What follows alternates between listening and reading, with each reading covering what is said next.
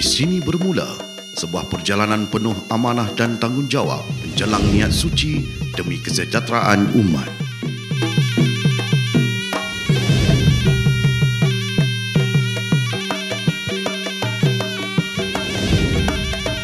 Zakat Perak Arizwan atau singkatannya Zapar lahir dari itizam murni dan pekenan Duli Yang Maha Mulia Paduka Seri Sultan Perak Darul Rizwan di bawah naungan Majlis Agama Islam dan Adat Melayu Perak untuk membawa amanah zakat kepada tahap yang lebih tersusun dan berwibawa.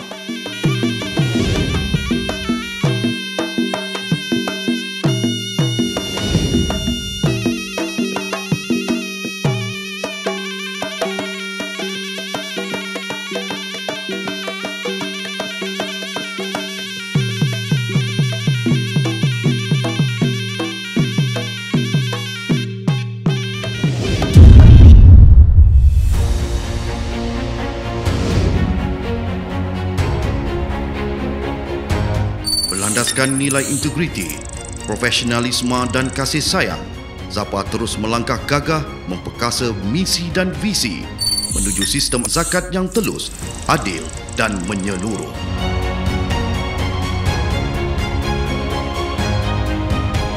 Hari ini, Zapar berdiri megah sebagai sebuah entiti baru dengan wajah dan semangat yang segar. Zapar membawa nafas revolusi untuk masa depan zakat yang lebih sistematik dan berdikari. Beroperasi sebagai pusat kutipan zakat serba moden, menjangkau hingga ke pelosok negeri. Dengan jaringan kaunter yang meliputi seluruh negeri serta pelbagai kaedah pembayaran yang ditawarkan, Zapar tampil lebih dekat dan mudah diakses oleh masyarakat. Zapar menerajui era digital dengan penyediaan sistem pintar yang mesra pengguna dan berkecekapan tinggi. Kini, urusan pembayaran zakat dapat dilakukan dengan mudah, pantas dan selamat. Semuanya di hujung jari anda.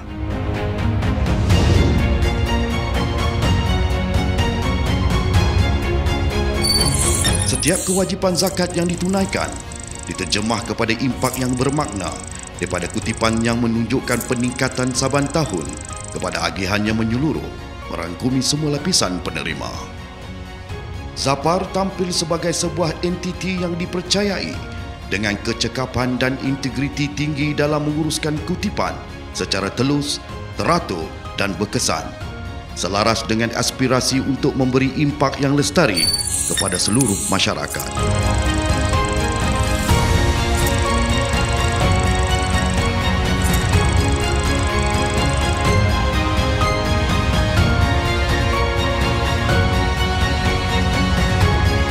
Bersama Zapar, kita suburkan kebaikan kerana setiap rezeki yang dikongsi adalah cahaya buat dunia yang lebih bermakna.